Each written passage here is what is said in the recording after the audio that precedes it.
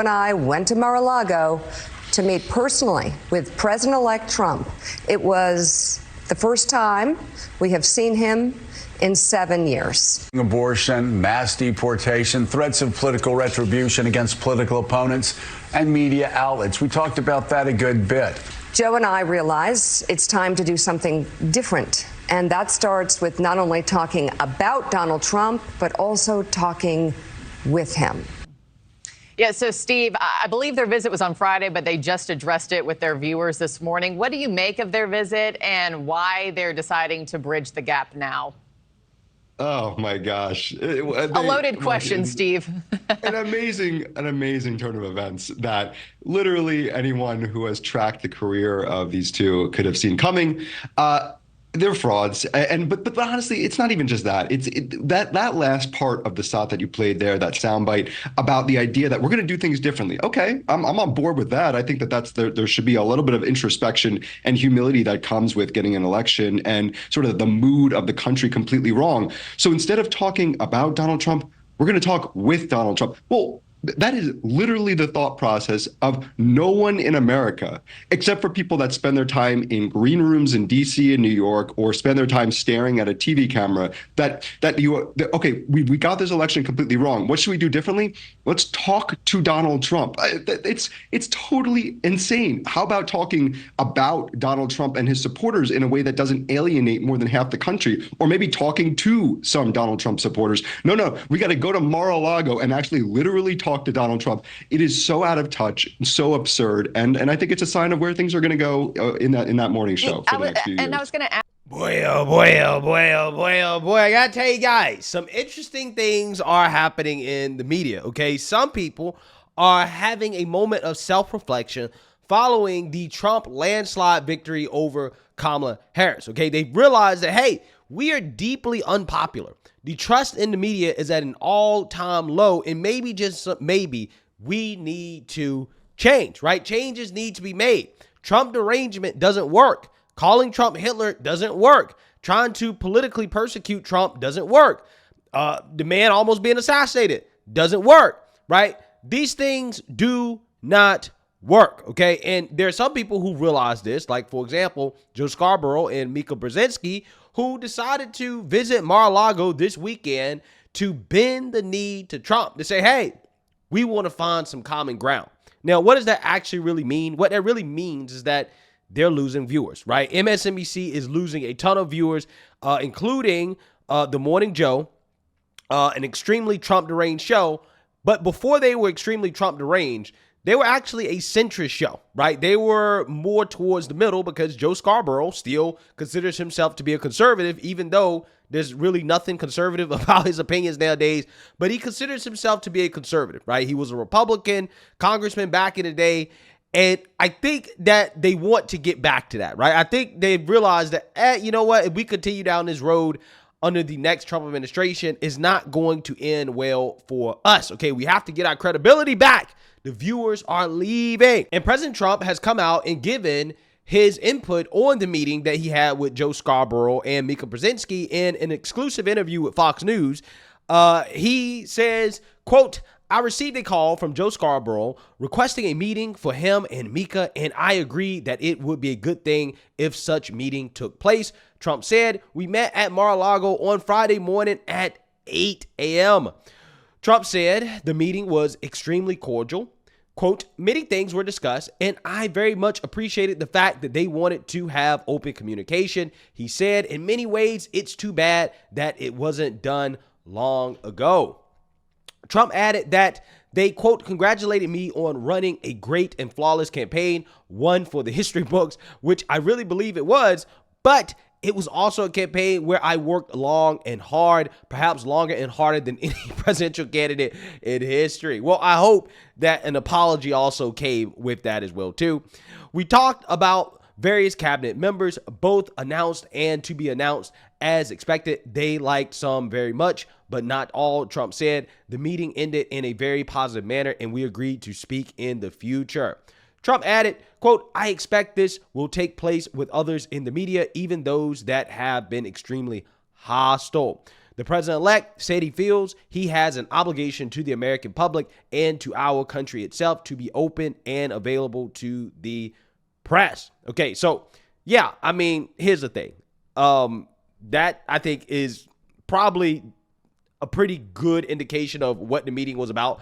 They realized that they need access, right? A lot of these networks know they need access, right? They need access to the next Trump administration, and being extremely Trump deranged is not going to get them that access, right? So that's probably the main reason why they were there. And of course, you have liberals boo-hoo, whining, and crying, melting down over Joe Scarborough and Mika Brzezinski deciding to kiss the ring of Trump at this Mar-a-Lago meeting. And we got to talk about The View, right? The View, which is a show in which you have rumors floating around that they are looking for a more pro-Trump voice, okay? And I'm mentioning that because they did discuss this meeting that took place between Joe Scarborough and Mika Brzezinski. And of course, some panelists, like for example, Sunny Hostin, who's extremely racist and Trump deranged, she clearly, obviously, did not like this meeting, okay? But also, you have some analysts who were supposed to be the Trump voice, the conservative voice on the panel,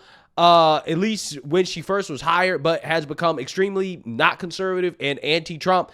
She seems to be singing a different tune. I want you guys to pay attention to Alyssa Farah Griffin and her reaction to this meeting between Joe Scarborough and Mika Brzezinski. Take a look. So I actually think it was the right thing to do. And I've heard a lot of folks on the left coming after Joe and Mika saying, don't normalize him. Well, 75 million plus American voters normalized Donald Trump by making him president-elect Donald Trump. In this notion that if sort of the resistance who opposes him stayed in their safe bubbles, sat on their hands and just complained about him for 4 years, that would have a bigger impact than sitting down. I talked to Mika, actually. They met with him for over 90 minutes. They raised very valid concerns. They both see themselves as opinion journalists who want to actually be able to engage the person that they talk about every day, actually be able to raise issues with them when they're concerned. And in the same way that I thought it was right for Joe Biden to meet with him, and that I think it's right for presidents to meet with foreign adversaries to try to find diplomatic relations and ways to bring people together and solve problems, this is absolutely the right thing. I would sit down with Donald Trump. I would interview Donald Trump. And I'll go a step further. I hope good people work for him. We need to stop demonizing people because they supported a man who just became president of the United States. We should hope good people are around him and smart journalists are challenging him. Are you talking? Well, Okay. look, the bottom line is that America needs a free press that is willing to speak truth to power right now, more than ever. And I think that we have to be very clear-eyed when we think about the president-elect and cover the president-elect. And I don't think you need to sit down for 90 minutes at Mar-a-Lago and kiss his ring to be able to speak truth and to be able to cover a story. So maybe they're not journalists in the true sense. Maybe they're saying that they're opinion journalists. But we have to remember that Trump is the guy who ushered in the era of fake news. He is the guy who ushered in alternative facts. He is the guy who attacked 3 black female journalists.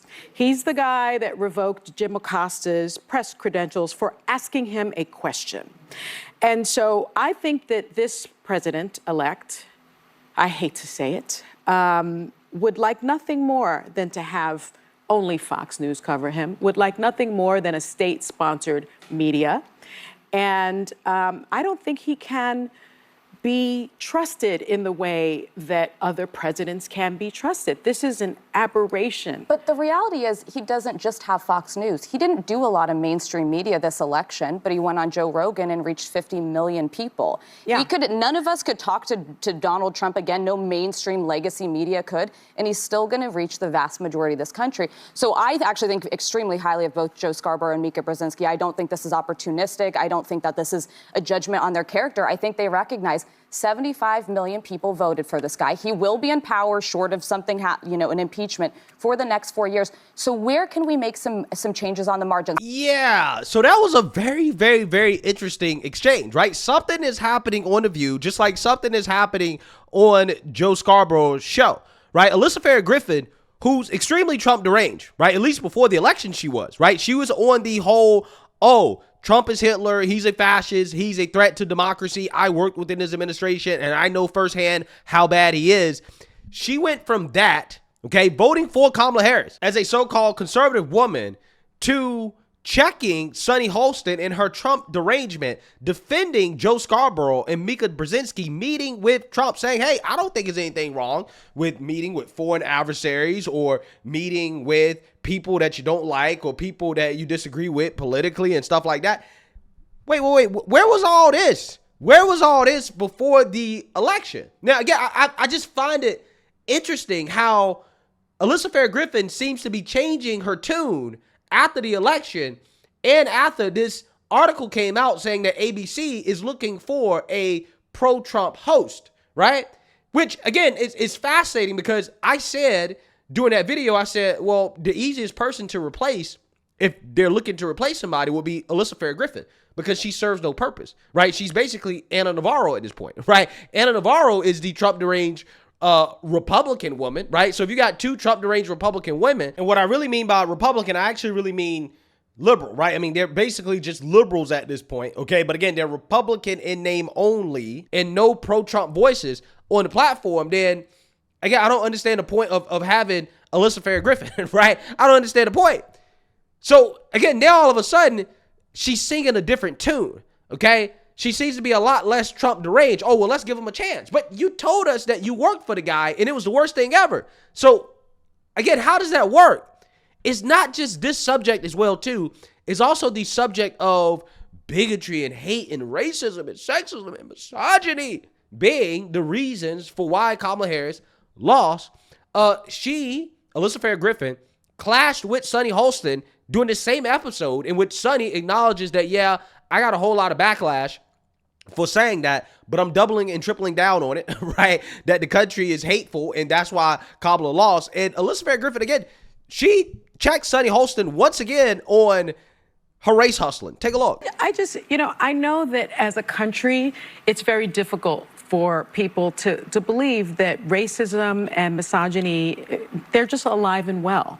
I think that we don't want to think that about ourselves, our neighbors, our friends, but it's my lived experience tells me that it does still exist, even if your lived experience doesn't tell you that it exists. And, the facts support that. I think we have a graph. If you look at there's a clear racial divide in who voted for Trump as opposed to who voted for Kamala Harris. It's very clear. It's not only clear by race, but it's also clear by education. And so the notion somehow that is not true. This is by education. Those who attended college voted for her at a higher degree than those that didn't. But I think you're missing his point. Let me just finish. And so I've said that before, and there was so much backlash because I think it's an uncomfortable, inconvenient truth about this country. But his whole point is they didn't vote for him because of racism and misogyny. They voted for him because they felt like, I think the biggest common denominator in this election is people want a good life and ability to provide for their family. Well, whether we agree or not with Donald Trump's plans, Black people they thought that he was reflective. One of the poorest demographics in this country, but they voted for Kamala Harris. But there was a split, and more of them voted for Donald Trump than had historically. I think that there's such a desire. If you really think the vast majority of this country voted because of racism and misogyny, you're missing it. Most of my family, a lot of my family doesn't have college degrees. But the stats are the stats. But that's not, it doesn't say I'm white, I voted for Donald Trump because of racism. That's not, let me hear that. What stat are you talking about? Let me just dissect the two. Yes, you can. There's a lot Hold on. Calm down, everybody. Just take a breath. Take a breath. Well, take a beat. Yeah. So again, this is fascinating. Okay, fascinating developments happening in the liberal media. All of a sudden, Alyssa Farah Griffin, after the election, has decided that, hey, you know what? Maybe I should be more than just a doormat for Sunny Hostin, right? Because up until the election, that's basically what Alyssa Farah Griffin was. She was a doormat. Sunny Hostin would say something super deranged and out of touch with reality, and Alyssa Farah Griffin would just go along with it, right? She wouldn't say anything, okay? Wouldn't push back whatsoever. Now, all of a sudden, after the election, she has some huevos, right? Apparently, when it comes to pushing back against Sunny Hostin, she said, no, hold on now. It's not just racism and bigotry. You can't just say that because white people voted for Trump and everybody else voted for Kamala Harris, that it must be racism and bigotry. That's actually not how that works. Again, especially considering how basically the Latino vote was 50-50. Okay. And black people, they always vote Democrat no matter what. For the most part, like overwhelmingly.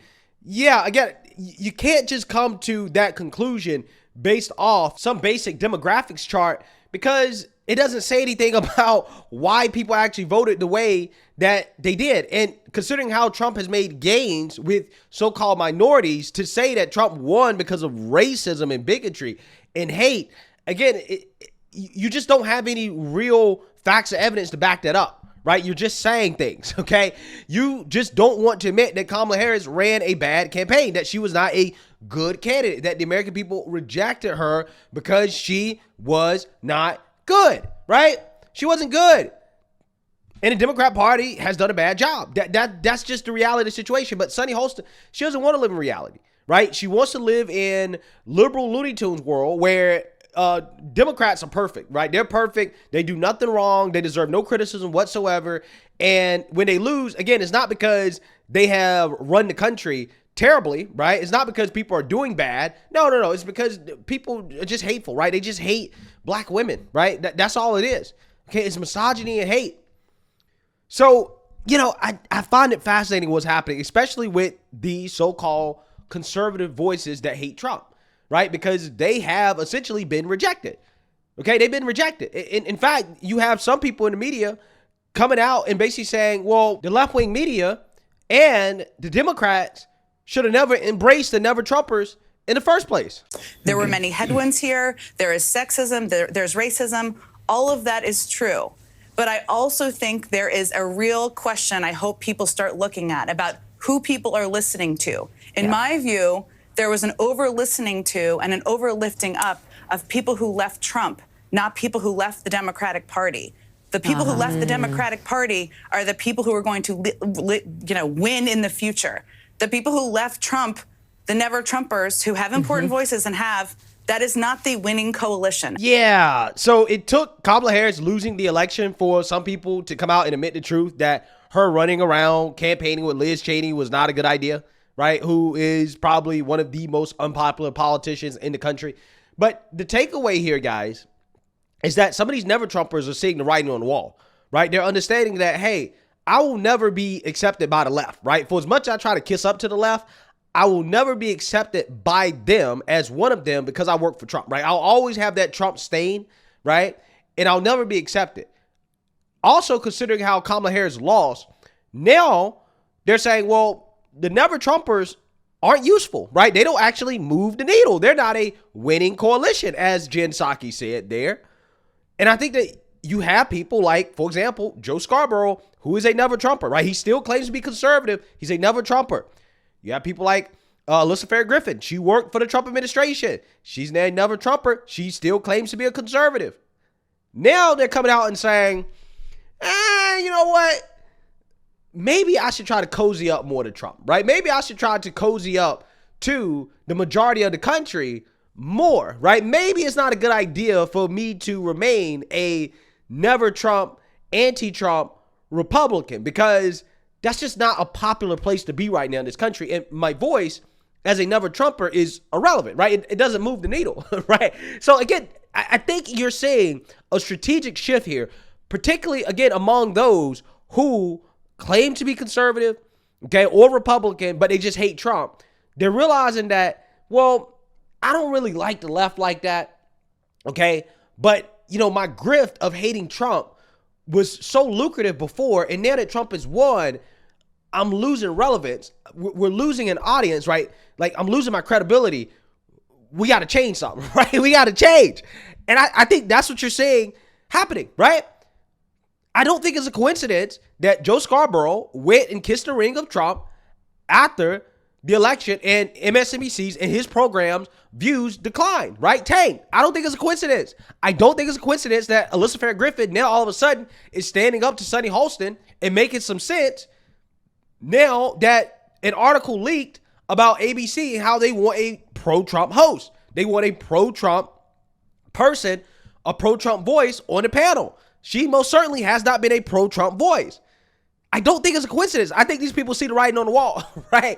That the whole never Trump thing, the whole hating Trump, but I'm still conservative thing, you're a very, very, very small minority of people, and you don't have a real place, right? And you're so irrelevant, especially after the election, because you weren't helpful. You didn't really help the left win. So now they're done with you. And you got to find a new grift, right? You got to find a new grift or risk, basically, again, being completely irrelevant for the next 4 years straight. That is what's happening, guys. I'm pretty sure that's what's happening. Don't be surprised if you see more of these never Trumpers all of a sudden now trying to cozy up to Trump and make it a lot more sense on these mainstream liberal media platforms, because, again, the writing is on the wall when it comes to their relevance and their grift, right? It's essentially over for them, okay, if they don't pick a side, okay? And they know that the left, they will never actually ever be accepted on the left 100%. And so now, again, they're trying to cozy up to the Trump side again. And I just find it fascinating to watch this happen in real time. So let me know what you guys think. Make sure you like, comment, and subscribe. Most importantly, share a Black conservative perspective. Peace.